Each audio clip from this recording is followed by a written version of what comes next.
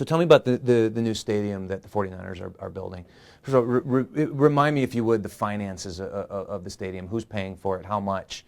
When it'll be open? That sort of thing. Sure. So I think the most important thing is we have a public-private partnership. If you don't have a good relationship between your municipality and a sports team, then you're setting yourself up for failure.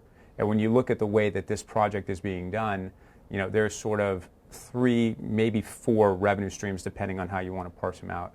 You've got public equity that's going in from the redevelopment agency and a local hotel Mello-Roos that's been planned. So that's a little over $100 million in combined equity from the public sector that's going in. You've got private sector money that's coming in from the team, whether that's through debt, whether that's through the NFL, whether that's through owner equity that's going in. Then you've got the stadium authority that owns the stadium.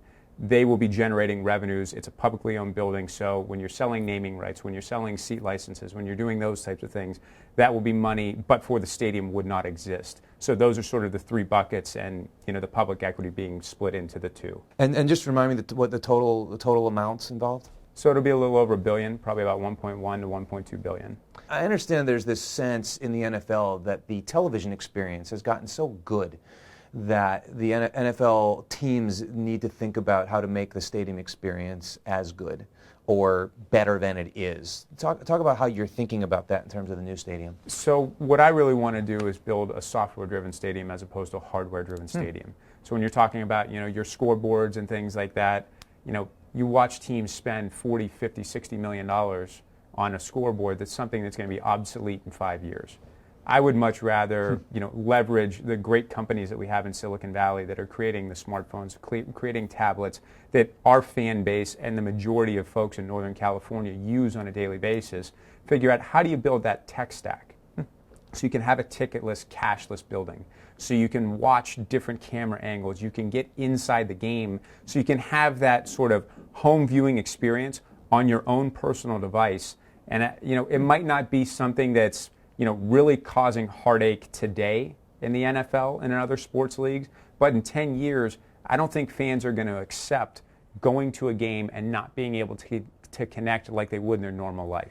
And how exactly are you doing that? I mean, is there going to be free Wi-Fi in the stadium? Do you already have technology partners that you're working with? So we have several technology partners that have signed on board, Brocade, Violin Memory, several others that we're in discussions with right now.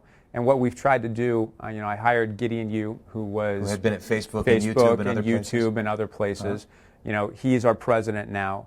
We've built out a great technology team. Kanal Malik, who's our chief technology officer, was the IT director at Facebook. So when you look at the folks that we're bringing in to solve these problems, it's not as simple, well, let's just develop an app for that.